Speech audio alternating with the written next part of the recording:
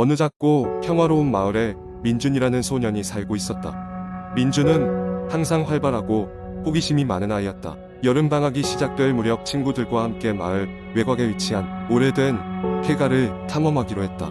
그 집은 오랫동안 비어 있었고 많은 이들이 귀신이 나온다는 소문을 퍼뜨리며 그곳을 꺼려했다. 드디어 탐험의 날이 다가왔고 민준과 친구들은 호기심 반 두려움 반으로 폐가를 찾았다. 집 앞에 다다르자 낮고 작은 나무문이 바람에 흔들리고 있었고 녹슨 철장이 군데군데 떨어진 창문이 그들을 맞이했다. 주변의 나무들은 이미 오래전에 그 집을 감싸 안아버린 듯 자라 있었다. 친구들과 함께 조용히 집 안으로 들어섰다. 발걸음을 디딜 때마다 바닥이 삐걱거리고 먼지가 흩어졌다. 거실에는 오래된 가구들이 피곤에 지친 듯 우울하게 자리 잡고 있었고 벽에는 빛바랜 가족 사진들이 나란히 걸려 있었다. 하지만 사진 속 사람들의 얼굴은 이상하게도 지워져 있어서 누가 누구인지 알 수 없었다. 민준의 친구 중 하나가 계단을 발견하고 위층으로 올라가자고 제안했다. 모두들 각자의 호기심에 이끌려 계단을 하나씩 오르기 시작했다. 위층에는 여러 개의 방이 있었고 작은 방 중 하나에서 수상한 느낌이 들었다. 그 방의 문을 열자 비좁은 공간 안에 낡은 요람이 놓여 있었다. 아무도 없는 방 안에 요람이 저절로 흔들리는 것을 보곤 모두 놀라 뒷걸음질 쳤다. 그때 민주는 무엇인가가 자신의 발목을 잡고 있는 것을 느꼈다. 확인하려고 고개를 숙였을 때 마치 수많은 목소리가 동시에 속삭이는 듯한 소리가 방 안에 울려 퍼졌다. 도와줘. 여기서 나가고 싶어. 민주는 깜짝 놀라 발목을 살펴보았지만 아무것도 보이지 않았다. 심장이 쿵쿵 뛰기 시작했고 그는 두려움에 온몸이 굳어져 있었다. 친구들도 모두 묘한 기운을 느끼고 서둘러 방을 빠져나왔다. 그때 문득 민준의 눈에 벽에 걸린 낡고 오래된 거울이 보였다. 그리고 그 거울 속에는 분명히 방 안에 아무도 없었지만 한 여자의 흐릿한 형상이 서 있었다. 그녀는 슬프게 웃고 있는 것처럼 보였고 입술을 천천히 움직였다. 제발 내 딸을 찾아줘. 민준의 머릿속에서는 온갖 소름 끼치는 추측들이 오갔다. 친구들에게 잽싸게 거울을 가리켰지만 그들은 아무것도 보지 못한다고 했다. 민준은 그 집에 어떤 비밀이 숨겨져 있는지 알고 싶었지만 두려움이 그들을 더 오래 머무르게 하지는 않았다. 결국 민준과 친구들은 급히 폐가를 빠져나왔다. 그 후로도 민준은 계속해서 그날의 일을 생각하며 잠을 이루지 못했다. 인터넷을 검색하던 중 그는 그 집에 얽힌 오래된 사건을 알게 되었다. 몇십 년 전 그 집에서는 아직 해결되지 않은 10살짜리 소녀의 실종 사건이 있었다고 했다. 소녀의 어머니는 그 후 실종된 딸을 찾겠다는 마음으로 집안엔 남아있다고 전해졌다. 민주는 그제야 그 집에서 자신에게 일어난 일이 무엇이었는지 깨달았다. 그리고 그 거울 속 여자가 마지막으로 남긴 부탁을 가슴에 새기고 있었다. 마을 어른들에게 얘기해 도움을 청했지만 아무도 믿으려 하지 않았다. 시간이 지나 친구들은 그 일을 잊어가는 듯했지만 민주는 죽을 때까지 그 기억을 잊지 못할 것이었다. 그의 마음속에는 아직도 그 폐가에 숨겨진 비밀과 소녀의 흔적이 남아있었다. 두 번째 이야기. 어느 늦은 밤 서울 외곽에 위치한 작은 마을. 그곳에는 오래된 전설이 있었다.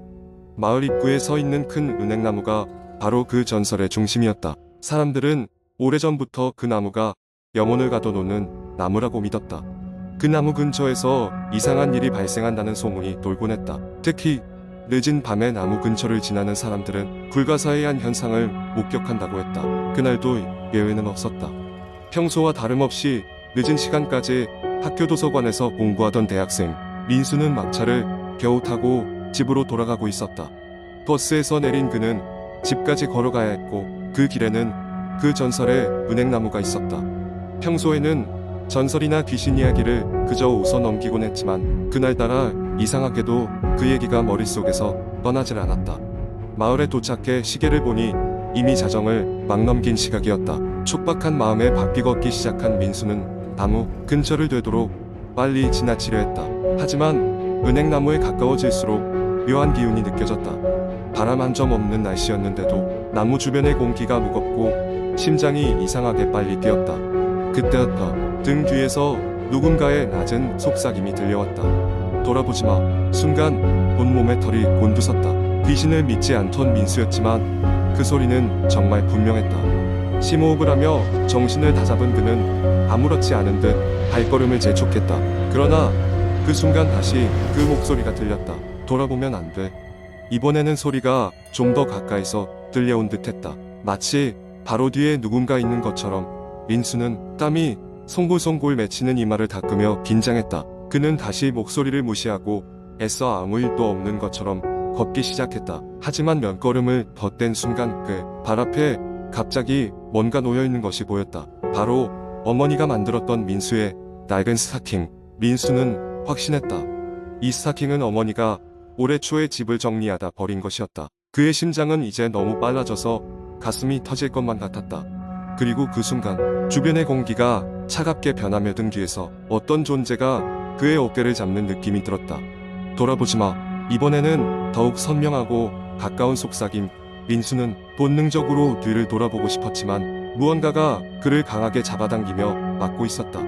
그 순간 주변의 풍경이 뿌옇게 흐려지며 눈앞에 환각이라고 할 정도로 현실 같지 않은 장면들이 스쳐 지나갔다. 마치 다른 세계에 들어온 느낌이었다.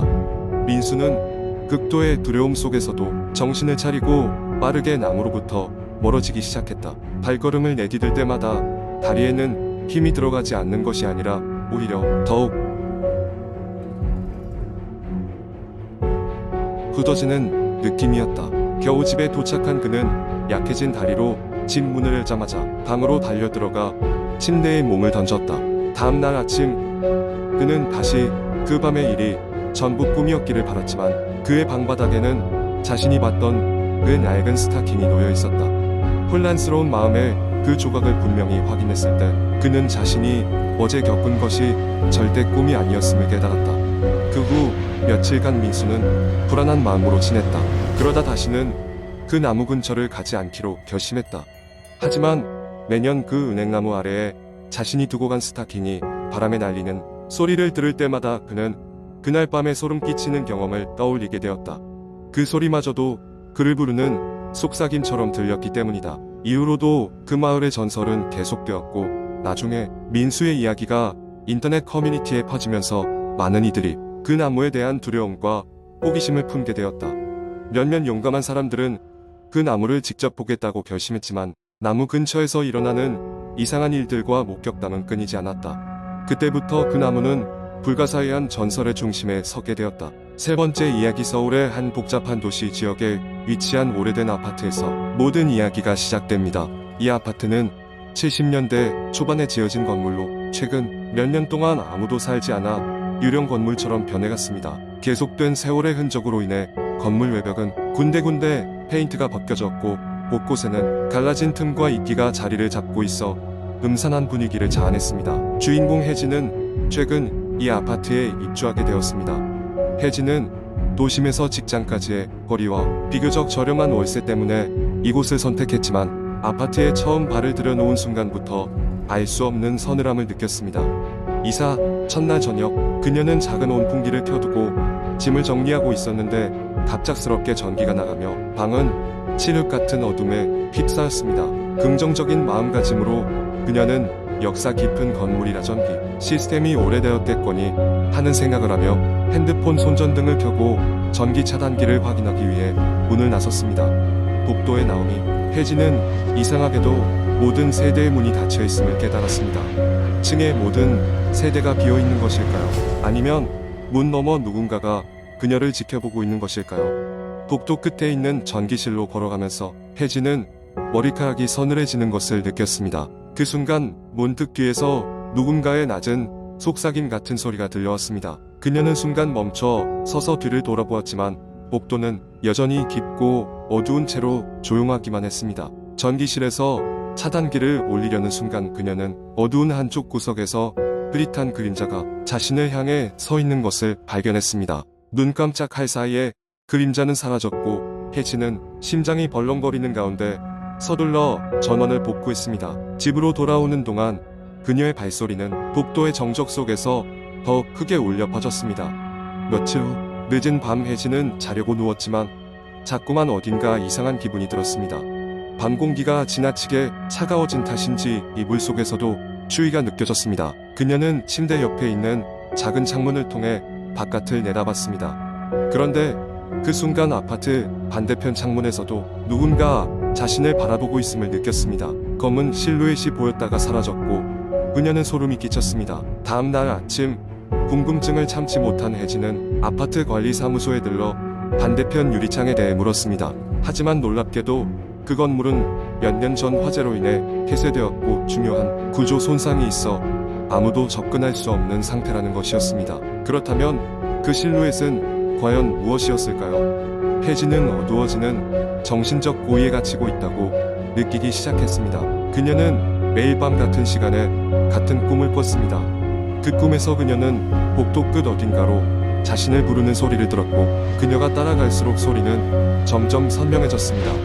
꿈속에서 복도 끝에 도달했을 때 낡고 찢어진 옷을 입은 어린아이가 서 있었고 그 아이는 입을 벌렸지만 소리는 들리지 않았습니다. 그 순간 혜진은 잠에서 깨어났고 숨이 가빠지는 것을 느꼈습니다. 점점 더 불안감이 커져가던 어느 날 밤 혜진은 마침내 용기를 내어 꿈에서 보았던 장소로 직접 가보기로 결심했습니다. 낡은 복도를 따라 걷고 있자니 익숙한 냄새와 소리가 그녀를 감쌌습니다. 복도 정상에 도달했을 때 그녀는 다시 그 아이를 보았습니다. 그러나 이번에는 약간 달랐습니다.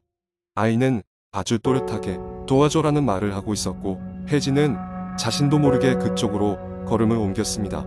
그 순간 복도 끝의 문이 큰 소리를 내며 열렸고 희미한 불빛이 그 너머의 어둠을 밝혔습니다.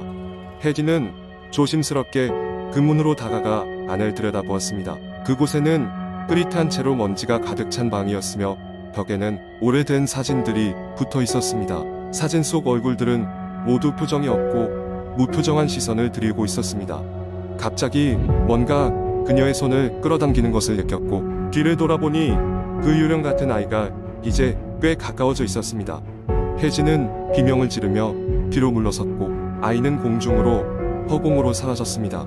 그녀는 정신이 혼미한 채로 그곳을 빠져나왔고 비로소 자신이 이해하지 못한 많은 것들 속에서 자유로워졌다는 느낌을 받았습니다.